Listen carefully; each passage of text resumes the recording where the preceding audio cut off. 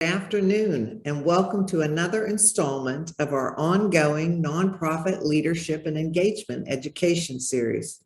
I am Joanne Nazer, Manager of Nonprofit Leadership and Engagement at the Washington County Community Foundation, and thank you for joining us today to learn from our content expert about measuring grant outputs and outcomes.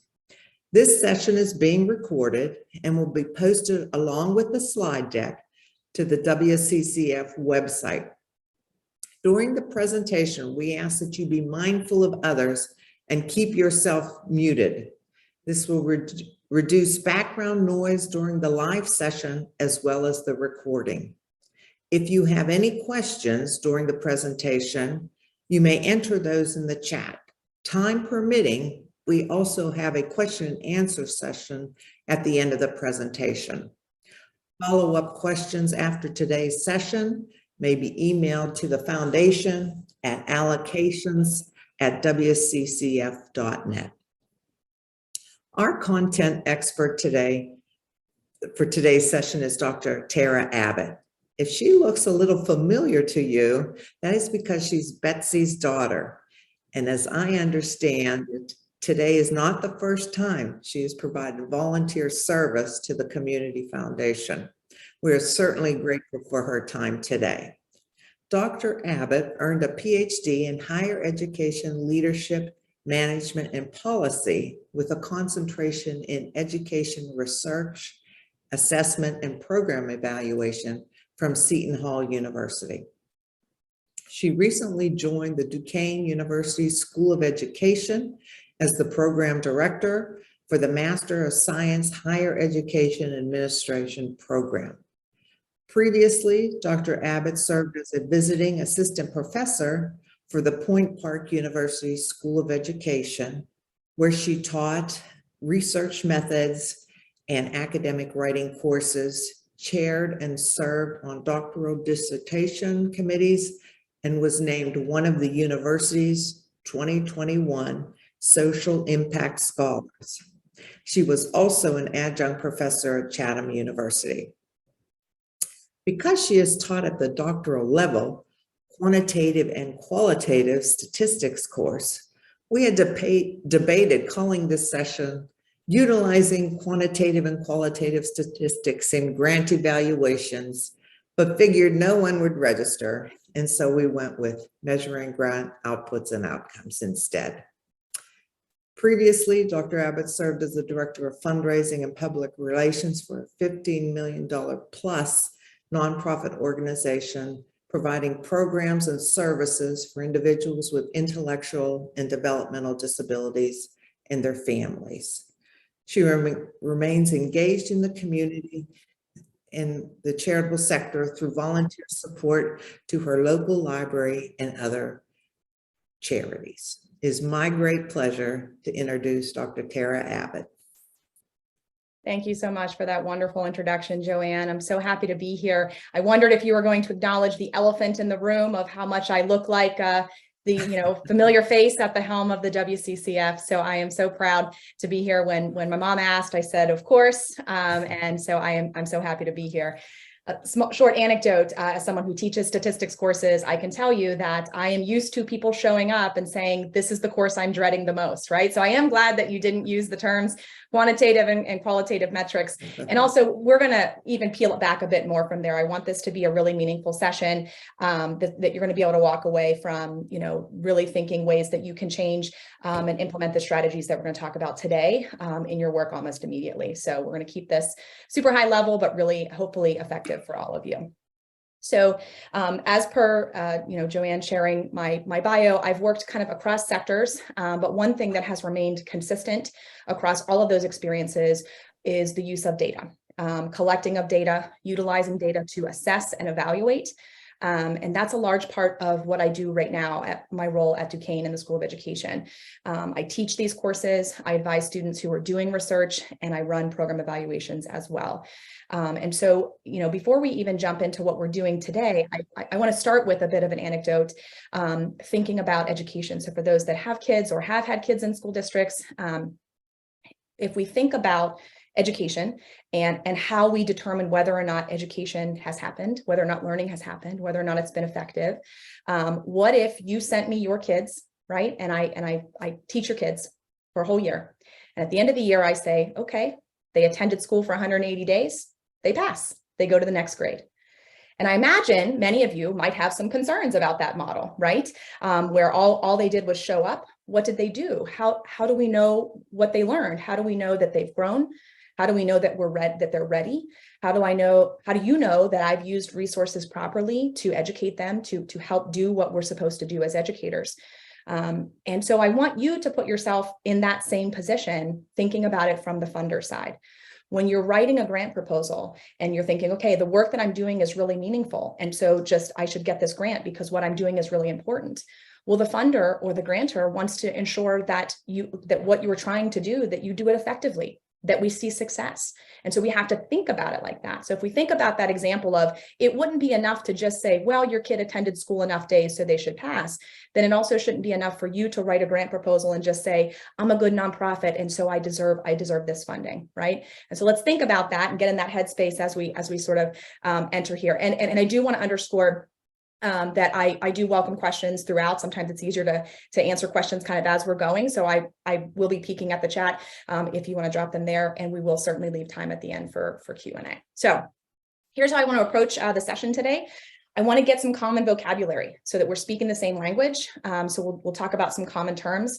I want to view this through the lens of what we call the logic model approach. And this is not meant to be, vocab and things you have to write down, but I think it provides a very intuitive and somewhat easy to follow framework that you can take from this to your next funding project and think about conceptualizing it this way. So I want to bring in the logic model, and we'll talk a bit about that. And then I want to break out these ideas of outputs and outcomes, which are two components of the logic model, and really kind of hone in on those and how we think about those, how we design those, and how we can create a measurement and assessment plan for those. I want to walk through an example and show you some templates. As I'm sure you are well aware as nonprofit individuals, there is an abundance of resources online, which I'm going to share a few of them. They are in no way affiliated with the WCCF or with me at Duquesne University, but they're just things that I think are clear examples that might be helpful to you as you continue your grant writing work. And then lastly, I certainly want to leave time for Q&A. Why is this important? Well, you're all here, so the title of this suggests that you find this important, of what are outputs and outcomes and how can we design and measure them. And I have these kind of three reasons why I think that what we're talking about today is important. Number one is a very tactical reason. Funders need it. They ask for it. Funders and grantors like the WCCF, they need to be able to track and report their own impact. And the way in which they do that is by hearing from those in which they give grants and funds to. That's one way that they indicate how much impact they're having. And so funders need this information. Again, they need to see that if they've given you dollars, that you have spent those dollars in a way that is effective and is a way that is consistent with the agreement whenever you entered into that relationship in terms of taking those funds. So first and foremost, and that's probably, I imagine, why a lot of you are here, is that you know that you've got to structure your grant proposal effectively to win. We know that that a successful grant proposal is one that aligns well to the funder's priorities and format. And if you are not giving them what they need in terms of outputs, outcomes, and impact, it is unlikely that you will be successful in your funding. The second two reasons kind of go together, but this sort of takes it from the other side. This says you as a nonprofit employee, executive, volunteer, grant writer, whatever your role, board member, approaching things from a logic model perspective will inform your planning and keep you focused on success. I think that these two are sort of one and the same. Like I mentioned earlier, I think we get in nonprofit spaces, I think we often get caught up in, we know our mission and we are very passionate about our mission and we believe in the work that we're doing, like to our very core, right? We're in the business of altruism and philanthropy and things like that. However, whenever we are putting together these projects, we have to be a bit more specific, and we have to build these things out a bit more intentionally than just saying, I'm this wonderful organization doing this wonderful work. We've got to talk about that work, and we've got to figure out how do we structure it and talk about how we're going to implement, but also how we're going to measure. And so the logic model kind of calls for a backwards approach. It says, okay, where do we ultimately want to be? What's that end state? And how do we build backwards, stepwise, down to the actual things that you are going to be doing? And within that, how do we measure what you're doing? So the logic model sort of forces us to step outside of our organization and see it a bit more as an outsider, because that's how our funders and grantors are going to view us as well. And so it calls for us to look inward, look from outside in, rather than to exist kind of as we are. And again, focusing on success, that an implementation of a program does not necessarily mean success. As somebody who studied economics and statistics, I can say Milton Friedman is a very familiar name. And without getting into the politics of his economic policy, he was a Nobel Prize winner in economics. And this is one of my favorite quotes, and I think it should absolutely guide and drive and bound what we're doing here today. And that is one of the great mistakes, is to judge policies and programs by their intentions rather than their results. I'm sure everybody on this call, is part of or affiliated with a wonderful organization that has a fantastic mission to serve some facet of our society, of our communities.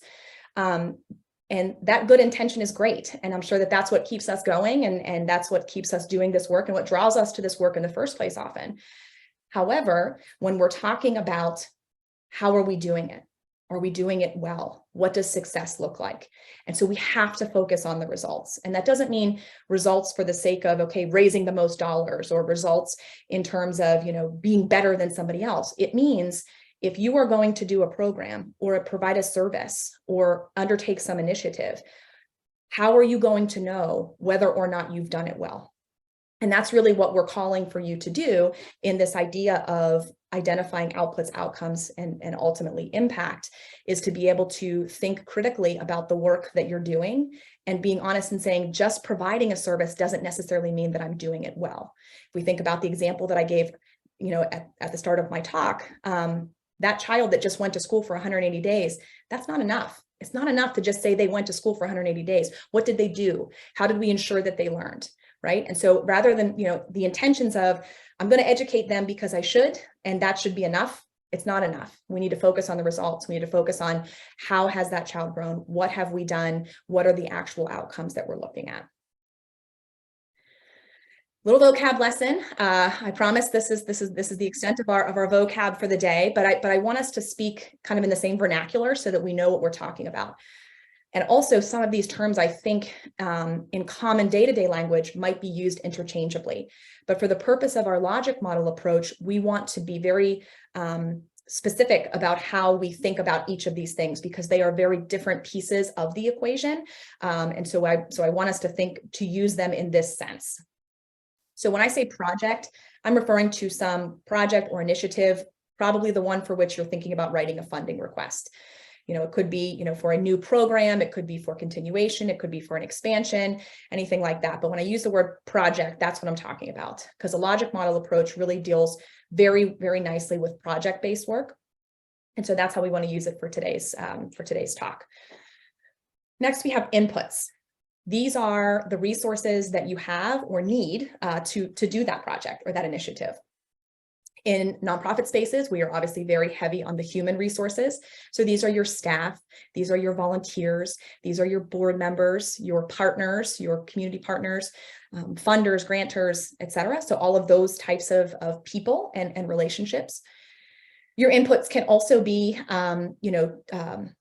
inanimate things, like, access to space. If you're doing an after school program, we need to think about space for, where are we going to send the kids? And other things, even just like supplies and things like that. So those are the inputs. And so obviously, from planning things, you have to think about what do you need to provide said program or service. Then we move to the activities. These are the things that you are actually going to be doing. And so if we think about the WCCF as an example, right, and we think about what we're doing here today. So broadly, the WCCF wants to facilitate philanthropy to make Washington County a better place.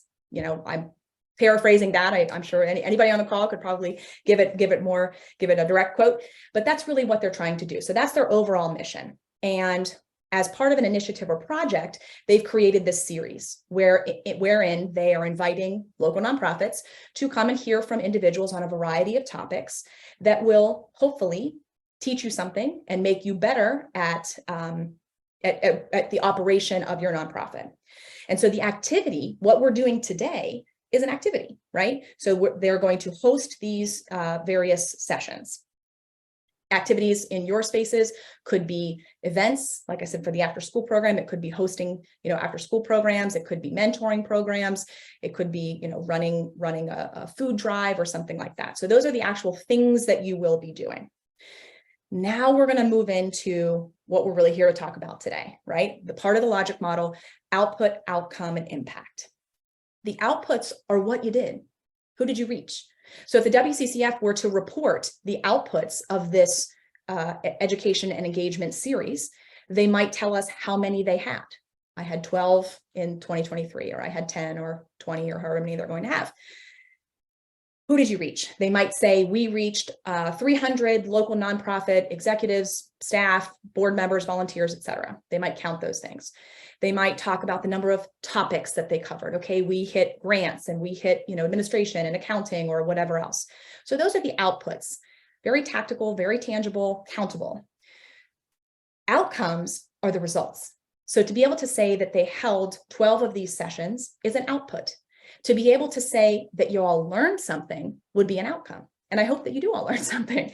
Or else maybe I'll hear from it later. So outcome, again, are the results of those activities. So these are the changes in you all, the participants, as a result of this activity, right? And then that moves us even further to impact, which is the ultimate goal. The ultimate goal of the WCCF is to facilitate philanthropy. One way in which they've seen to do that is if they can empower local nonprofits to effectively, manage such things as grant writing. And so they're facilitating these sessions that will help the WCCF to ultimately reach that goal, right? And so impact builds from outcome and outputs. And this is the kind of vocab that we want to use. So what the logic model does is it builds those things. It really is, in some sense, it's linear whenever we think about the planning. Obviously, we know that there's a bit of a cyclical nature. But if we think about it in terms of inputs through impact, it really is one goes to the next. So we determine what inputs we have or what inputs we need. Then we talk about the activities. So we actually do something. With our outputs, we're counting what we did or measuring what we did so we can report that back. Outcome says what happened as a result of those outputs. What changes did we see? What advancement did we see? All of those things would be outcomes. We're going to talk a bit more about the different types of outcomes. And then lastly, that's going to go ultimately to impact. So I think for the simplicity of our conversation today, I want to focus primarily on outputs and outcomes, right? So that the initial kind of output, that quantitative and counting of things, and then move into the outcomes and how we want to structure outcomes within our projects. So outputs and outcomes have to be stated, they have to be aligned, and they have to be measurable, among other things. But these are three key things that I want us to think about.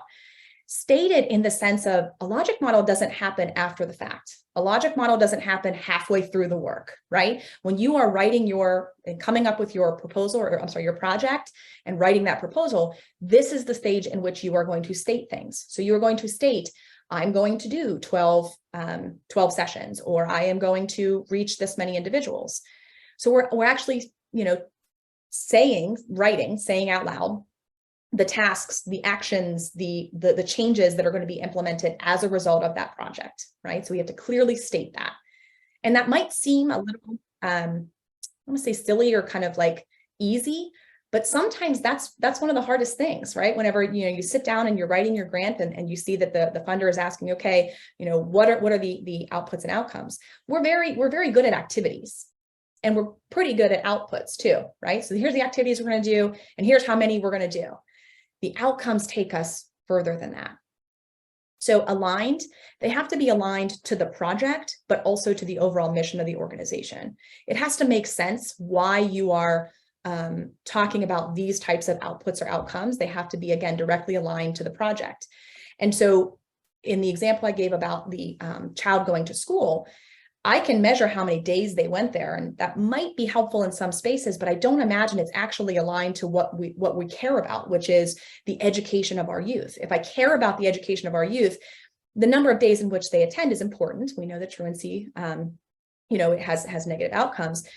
But really what we're concerned about is the learning that happened, right? And so we need to find outputs and outcomes that actually align to the idea of, did learning and growth happen, which is what we expect in our schools and in our classrooms. And then lastly, measurable. This is another place I think that we struggle whenever we're writing grants and proposals, is that we say, okay, we want to make this change, right? And often we try to talk in terms of our mission, which often is very broad and far-reaching. And while that's important and it all has to be aligned, it has to be measurable. If you're going to tell me these are my outputs and these are my outcomes, there has to be a way to assess whether or not you have achieved those. So to say, if I'm running collecting food and want to do a food drive, I can say, okay, I'm going to impact the level of people that have food insecurity in Washington County. That sounds great. Sounds like an excellent goal, right? How am I ensuring that I did that? What data am I collecting, or how am I assessing whether or not, with the funds that I've received, that I have successfully met that goal, right? And so stated, aligned, and measurable. Outputs and outcomes have to be stated, aligned, and measurable whenever you're designing your projects. So let's break them down. Outputs. Again, everyone on this call that's ever written a grant proposal is probably good at outputs. That they're short term, they tend to be quite tactical, they're easy to count, which makes it clear what it is that the funder is asking for. These are typically your deliverables, right? So if you're requesting money to hold a food drive, or you are requesting funding to run an after-school program, or you are requesting funding to run a nonprofit education series, those are your deliverables. Deliverables meaning actions, if we think to the prior vocab. Activities. So those are typically easy to count, and they move us towards the outcomes and the impacts. But again, very short term, very tactical, very tangible, the actual deliverables of your activities for your project. Now, outcomes can be short, medium, and long term. And in the model we're going to look at a little bit, we see all three of those things. But we want to think of them as what happened as a result of our outputs. So we held 12 sessions. What happened? We educated this child for a year. What changes did we see? And so I like to think of it as steps, right? We know that in the education example, that's I think it's pretty clear to see that we can't take a child from here to here without the path, without the steps to get there, right? So if we're thinking about someone learning how to read or learning how to do basic math, they don't just sit down in front of a book and learn. We teach them phonetic and phonemic awareness. We build, we start with letters and sounds and putting things together and sight words and all of those things. And then eventually we build to when they can read. So it's those step changes. And some of them are going to be small. Your outcomes will be short and almost feel a little bit like outputs to a certain extent. And some of them are going to be much longer term. They're actually going to feel a lot more like working toward what we call impact, right? That ultimate desired end state.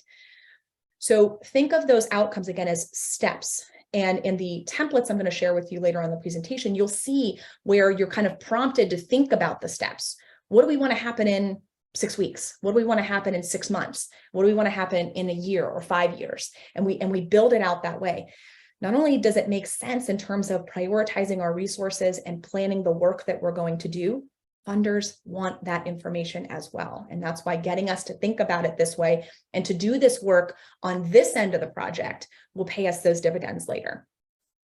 I put down here, not as easy to measure, and I used quotations there. I think we often think of measure as numbers, as how do we count things? How do we report the frequency or the duration or the number of participants? But remember, that's the outputs. Now we're moving to the outcomes. So some of these things are changes in behavior. Changes in behavior are not as easy to measure as how many people attended the session, right? So it should feel a little more difficult because now we're asking you to move up a little bit more in terms of more sophisticated thinking about the work that you're doing. It's not just I held this many sessions, or I was in front of this many participants, but rather here's what happened as a result of doing that. And so I say not as easy to measure, because we have to embrace additional ways to thinking about measuring beyond just counting. Often qualitative approaches work here. Have you talked to your recipients, right? So if we wanted to think about outcomes and assessing outcomes as a result of this, this type of a presentation or this series that the WCCF is doing, we could look quantitatively. We could look at perhaps in the next funding cycle, the percentage or number of proposals that followed this format, right? That gave effective outputs and outcomes. That could serve as an outcome as to whether or not this series worked, right? Because then you would be changing your behavior and writing your proposals in a way that are consistent with what your funders, excuse me, of what your funders are asking for. That could be an outcome. But another outcome is I could just talk to some of you, or the staff of WCCF could talk to some of you and hear about what you learned or what you didn't learn and what questions you have. We can look at it. We could do an exit ticket. We could do a pre and post test. Any of these things can assess the outcome. It assesses whether or not you have learned new knowledge. The behavior piece would be, like I said, if we look at the next funding cycle and say how many folks changed the way in which they wrote their or structured their ask. Did they follow this format? So those are all examples of outcomes and ways in which we can measure them. Again, moving beyond the counting. The counting is important. You have to tell me the count, but then you have to tell me something else. You have to tell me what's going to happen as a result of that count. And then lastly, we have impact. So we've got the kind of, this is very long-term. This is the ultimate desired goal. So it's the ultimate desired goal of WCCF to facilitate philanthropy, in which case we also want to support the nonprofits within the county so that they can effectively do what you're doing to be the facilitator of that philanthropy, right? And so the impact is often very closely aligned with your organizational mission. And I apologize for that typo. That's probably killing my mom right now. I apologize. It is like the end state, right? So where do we want to be? And it's not necessarily the end state for the entire organization. So while there is mission alignment, it really is the impact as a result of that initiative and how that fits within the greater mission.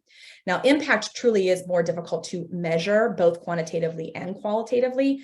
And I think with our limited time today, and that we wanted to keep it kind of very, a very high level view of this. Again, I want to focus most of the rest of our conversation on outputs and outcomes, but impact really, you can think of it as that one step further. What impact does that outcome, where outcomes stop is saying, okay, here's where we want to be. Impact really isolates what changed specifically as a result of your programming. So if we think about a time, maybe an organization that tries to make home buyers, make buying a home more accessible to individuals. And so they do, programming and maybe, pass-through lending and other education programs and things like that. But also on top of that, interest rates were going down. We don't know what that's like, right? Interest rates are most certainly not going down right now, but let's say that they were. If then the next year, as an organization, I claim, oh, look, we have so many more home buyers and it's a result of our work. Well, we would have to then take a little bit of the fact that what's happening outside, but we would be able to claim, any additional things as a result of what we're doing. So impact, again, I think you want to really understand outputs and outcomes well before you can really wrap your head around impact, but really think of impact as sort of that desired end state of what you're working for, right? Often we think about it, again, as being aligned, being your mission, and it's not quite your mission, but it's always aligned with what you're doing. And if it's not, I question why you're doing that project in the first place, right? Everything should be aligned to our mission. And if it's not, why are we choosing to pursue that initiative?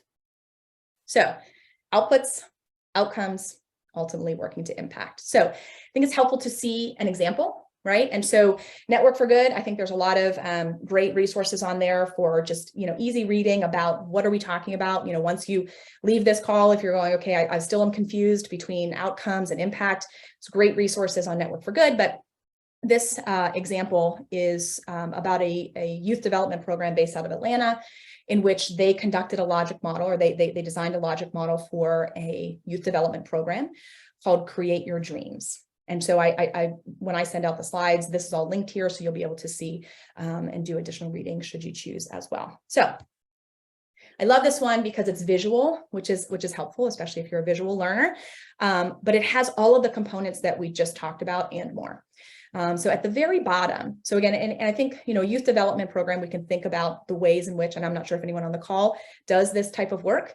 But if we look at the very bottom in that green bar, right? So those are our inputs, and we can see they thought a lot about this. There's a lot of people and things and spaces that have to come together to be able to make this work. Anything from the obvious things like staff and board and volunteers, all the way to we talk about like the bus, right? We have to bus kids to be able to get there, or maybe bus them for trips or things like that.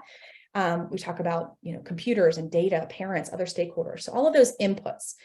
You don't have to think about an input necessarily as somebody who is doing work, but it's things that all have to come together for the effective administration of your project, right? So you really want to think broad about who are the inputs, who and what are the inputs for your project. So in thinking about the inputs, now we talk the activities. So at the left-hand side, this left-hand little beanstalk lists the activities, right? And so this organization said, okay, here are the activities that we're going to undertake, right?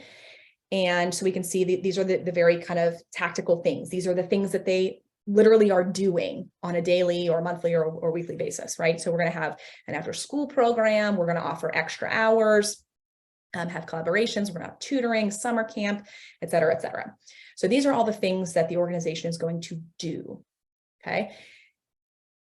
You have to tell your funder that. Here's the things we're going to do, right? Now the outputs says, okay, what did we do? Okay, so we're going to do 20 hours of weekday programming. We're going to do 100% of our students are going to celebrate their milestones and their holidays. And so I'm not going to read all of these to you, but we can see that these outputs, they are quantitative. We are counting things. We are talking about percentages. We are talking about who is receiving services. Who are we going to reach? We're going to reach 70%. We're going to reach 100%. We're going to have 4 weeks of summer activities. Okay, so we're counting things. We are, measuring in a classic quantitative sense of the word. So those are our outputs. Now, under this little house looking thing, you'll see 3 columns. And I do apologize that the font is really small. When I send it out, you'll be able to blow it up. But we see initial, intermediate, and long term. And in different logic models, you'll see these called different things: short, medium, long term, short, intermediate, things like that. But that all essentially means your short-term goals, what's going to happen kind of intermediate or mid-range, and then what's going to happen in the long run, or what do we want to happen? What do we want to see as a result of these activities that we're doing on the left-hand side? And so if we look at the left-hand column where we see the initial, so under 1 year, we want our participants to improve their life skills. Okay, we want them to set goals.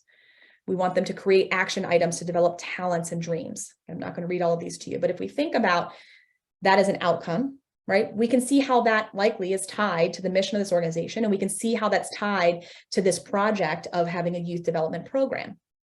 Now, how are we going to measure whether or not they've improved life skills? How are we going to measure whether they've set goals?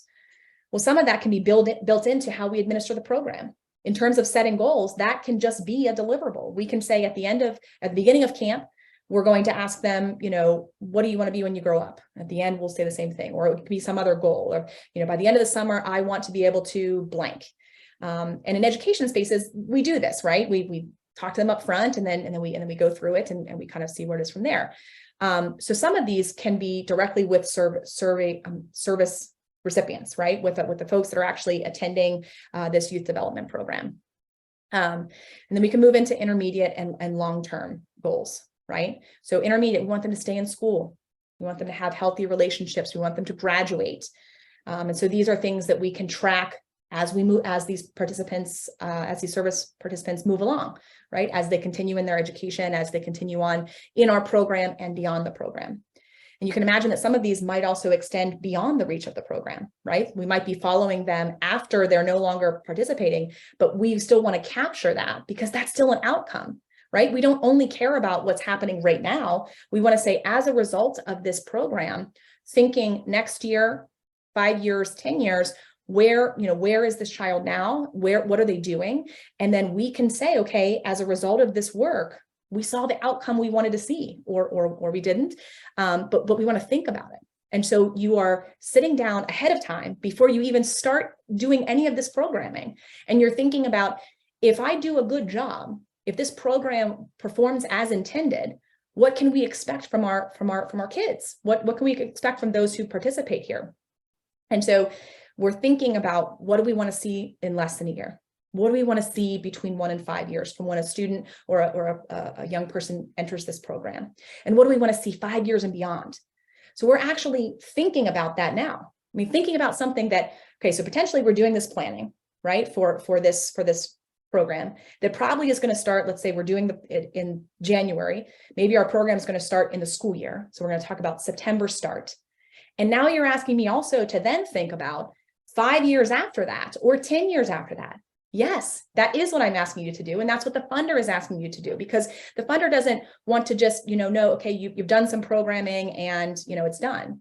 You don't want to know that your kid went to school for 180 days. You want to know, what did they do in this? How do we know that it was effective? How do we know that we are achieving what we set out to do? And so the outcomes are measurable. Some of them are measured quantitatively. Some of them are measured qualitatively. But by spelling them out, it forces us to think about, okay, if we want them to improve life skills, how might we measure that? Right? And maybe that's, again, part of the programming. Maybe we see, like, to what do they know how, and what are life skills we want them to know? Balancing a checkbook used to be a thing. I don't know if we have to do that anymore. That's probably not a very good example, right? But we want them to be able to, go on be able to, we'll certainly go to school, but those aren't even life skills. So like life skills, we want them to be able to cook. And so maybe part of the activity is, like, we cook after school and we make a meal. Do they know how to budget? Those life skill things? Maybe that's built into the curriculum.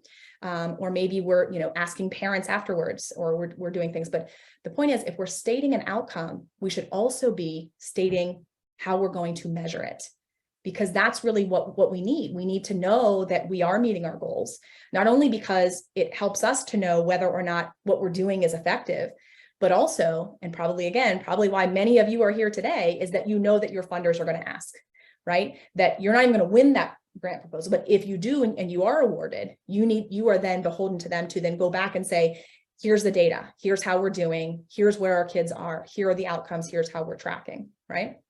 And so moving from inputs to activities to outputs to outcomes allows us to think critically about what we're doing, how we prioritize our time and our resources, and then be able to, move that forward.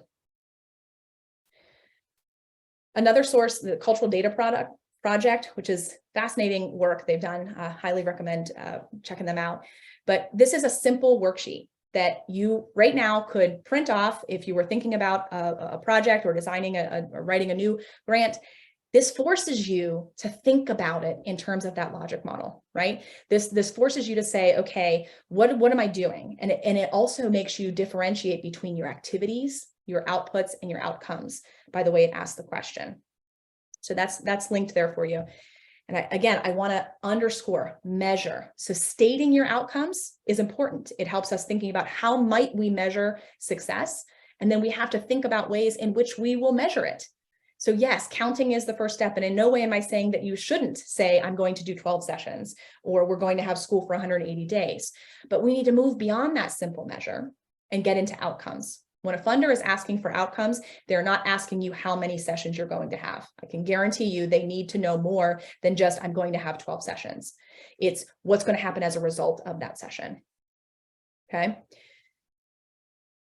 So if we think about outcomes over time, we've got short-term, medium-term, long-term. You can think of it mid, intermediate, whatever terminology you like works for me. But those short-term goals, if we think about people, because often in nonprofits, our service recipients are people, and certainly if those of you that work within systems, you can just, aggregate this to the system level. But in short term, what are the changes in knowledge, skills, and attitudes? So if we think about the short-term goals of this initiative, this education engagement initiative, we want you to learn something about outputs and outcomes. We want you to be able to go back to your, leave this session and go, okay, now I understand that I can't just count the number of sessions. I understand that I need to, move beyond that.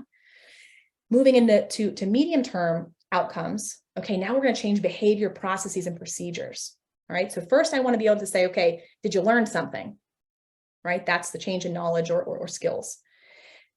changes in attitudes, right? Not just saying, okay, I'm a really good nonprofit and I do really good work, so you just need to fund this project. It's not enough, right? We need to be able to articulate what it is that we're doing and how we're going to measure success. That medium term would be, okay, now you have a skill. You're going to go back to your team or your board or your organization, and you're going to change the way in which you approach grant funding. Not just, oh, I just saw there's a call for proposals and throwing something together and sending it out, but really sitting down and thinking, okay, we have limited resources, both financial and human and physical. What am I going to do? What best aligns with our organizational mission, given the constraints that I just mentioned, right? And so medium-term outcomes of this type of programming would say, you are going back to your organizations and you are changing the way in which you are writing grant proposals. You are changing the way in which you are approaching planning. You are changing the way in which you are using data, not only to just report because your funders say you have to, but also to make meaningful decisions within your organization that are data-driven. That would be a medium-term goal. And then the long-term goal, these changes in conditions and situations, if we think about from the WCCF perspective, if we can create a knowledge base among all of you on this call, among leaders in local nonprofits, then you'll be able to more effectively do your work, right? You'll be able to be more successful at getting grants and getting funding.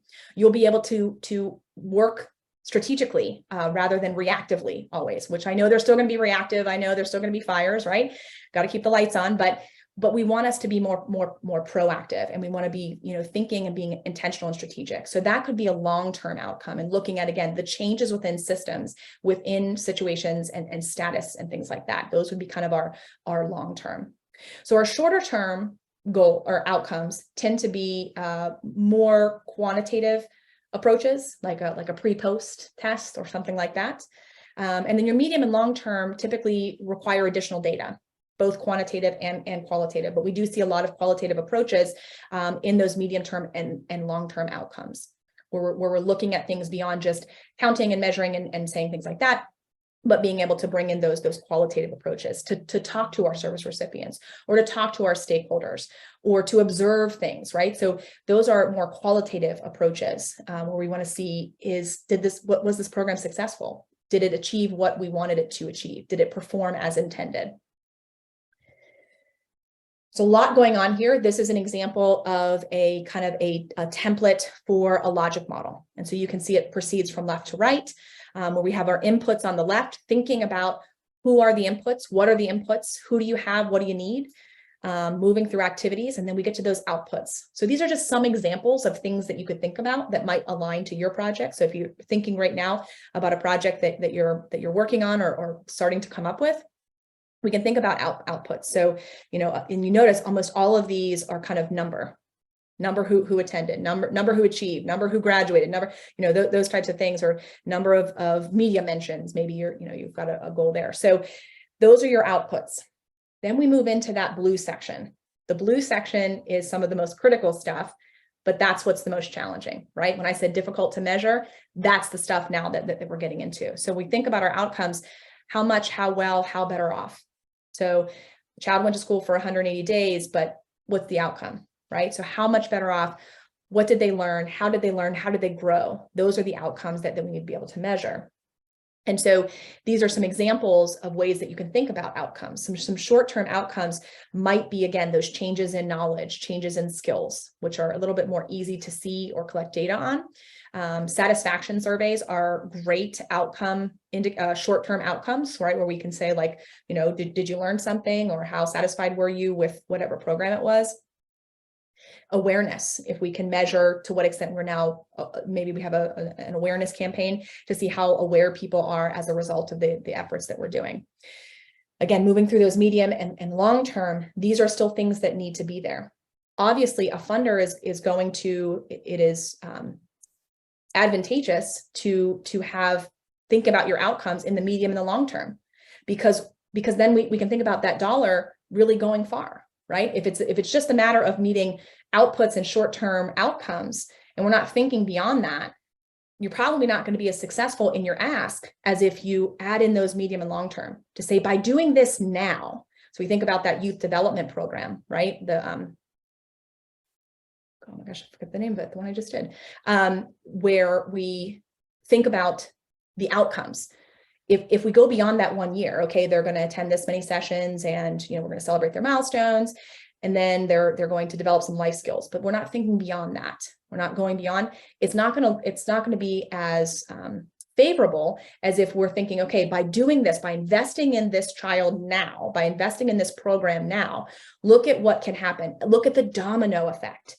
And an easy example is often, if we think about like health organizations that might be looking at smoking, right? So an initial outcome is, we just want you to stop smoking, right? We just want you to stop smoking.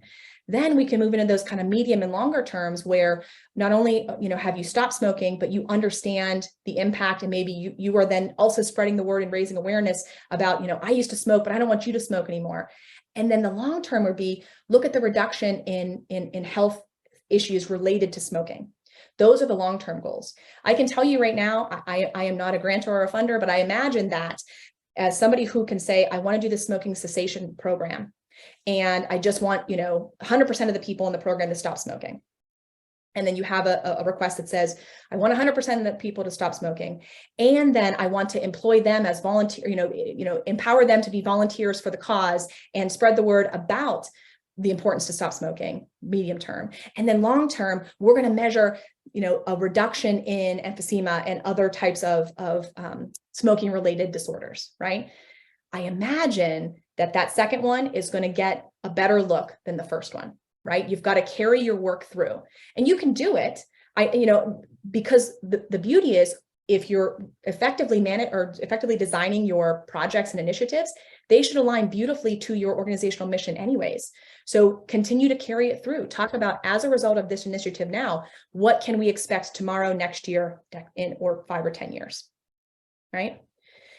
This is a simplified version, just a little template where you can try for yourself to think about a type of a project that you're doing and jot down some of these. What are the inputs? Who are the people or the things that you would need?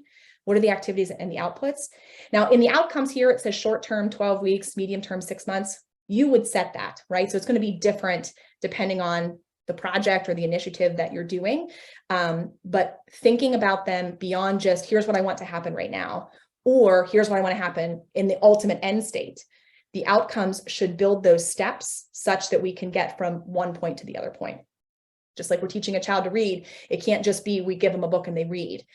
The outcomes are those individual activities that we are doing between baby and learning how to read to make that happen. Okay. So again, measurement approaches for your outputs. Again, this can be a lot of counting, reporting the number of individuals, tracking the hours, or determining, did you deliver it in a timely manner, might be an output. But your outcomes are thinking about the change. So as a result of your activities and as a result of your outputs, what did we see change? What did we see change in the short term? What do we want to see change in the long term? We can often see outcomes phrased as an increase or decrease. So if we think about the smoking cessation one, we want to see a decreased use of tobacco. We want to see an increased awareness of, the detrimental effects of smoking. So you can phrase it in terms of increased or decreased. And also, I want to encourage you not to forget about qualitative approaches, observing behavior, or talking to recipients or talking to stakeholders to understand what they're seeing. Those qualitative approaches can also be part of your assessment plan to determine whether or not you have achieved, successful outcomes. And the last thing I want to say before we go into Q&A is acknowledge the resources that are required to do this. Obviously, you're sitting here going, and I'm sure many of you are small shops, and you're sitting here going, who's going to do all this? Who's going to, who's going to collect this data? Who's going to do this? You, somebody, I don't know, but we have to be able to design outcomes that can be measured, and then we have to measure them.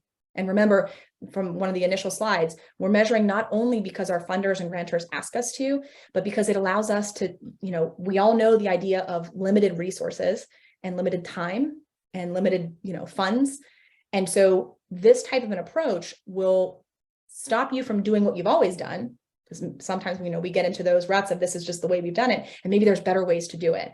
And so when we have to actually stop and think about it and go from soup to nuts from the very beginning to where do we think this is going to be in 10 years, it allows us to say, okay, maybe the way we were doing it, we don't need to keep doing it that way, or we can see efficiencies this way, or we can get synergies by doing it that way.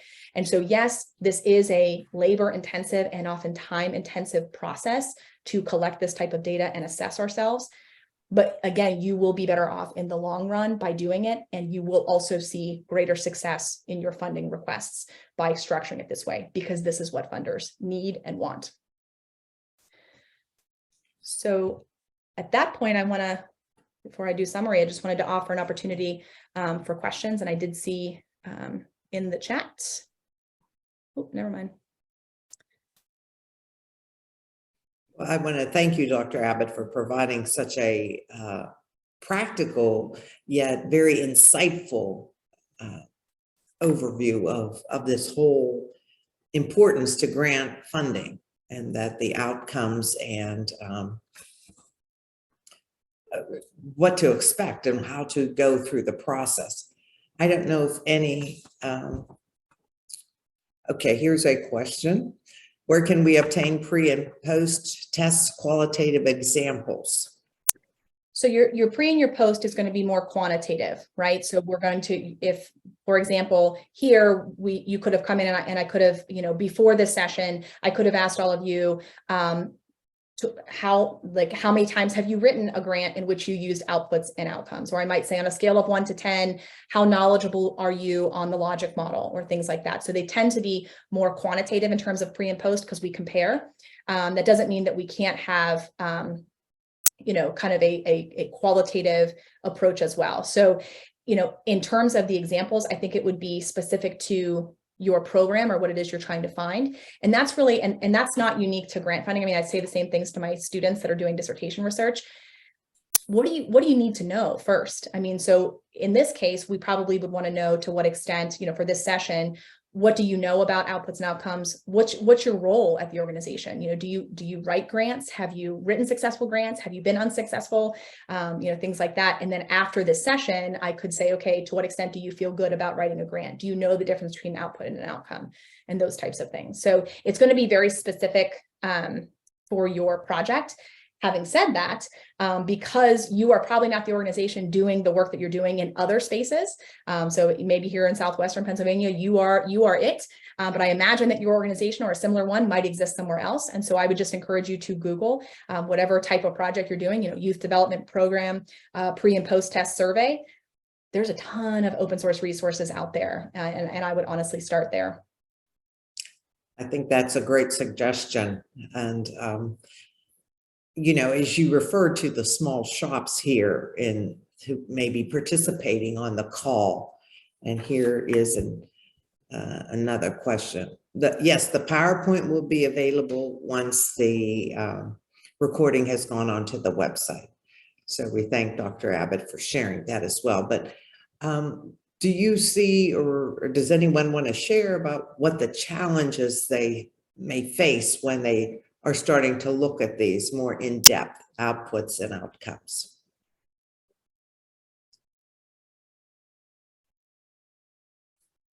I'm sorry, was that a question to the group?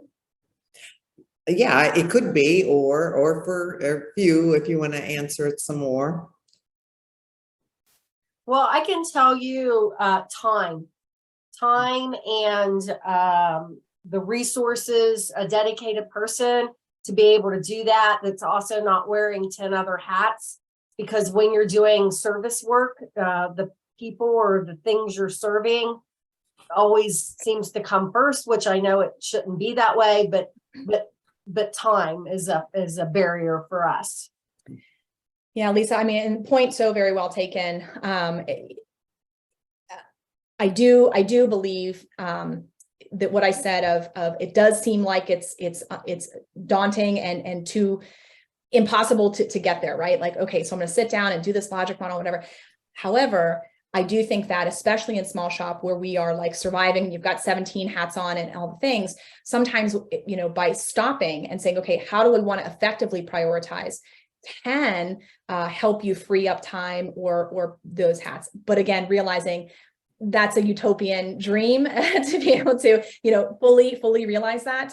But I think that effective planning is always doing the planning upfront will always save you time in the long run, because it will be less fires later and it will help you better prioritize. But you're right. I mean, finding that time to do that. But in this sense, I can say that when you're designing a project, you're going to have to provide that for your funders anyways. And so, being able to prioritize that is probably good for the bottom line, as well as, informed decision-making for future. But yeah, I mean, point so very well taken. And I think, Dr. Abbott, too, grants are often so time consuming. And, just because you're right, it doesn't mean you're going to get it. So sometimes when you're stretched for time, sometimes you don't dot all those I's and cross all those T's, because it's just kind of a chicken egg thing. What do you do, that kind of thing. So, but thank you for your presentation today. It was very helpful. Yeah. Yeah, when we feel like we're always I think chicken and egg is a great analogy. And when we feel like we're always chasing, we're chasing the funding, and then we're chasing the reports from the prior funding that we got, and then we're continuing to chase. It can be really challenging, and I think that I really respect what the WCCF is doing with this, because I think that it's giving opportunities to find ways to effectively use our time, even though our time is so strained. I totally get that. But yeah, when we're chasing, it's always just so difficult. We have another question. And is there a rule of thumb about the cost of assessing outcomes, percentage of a grant request, for instance? So I can't speak to that as a funder. Again, I've never sat in that seat.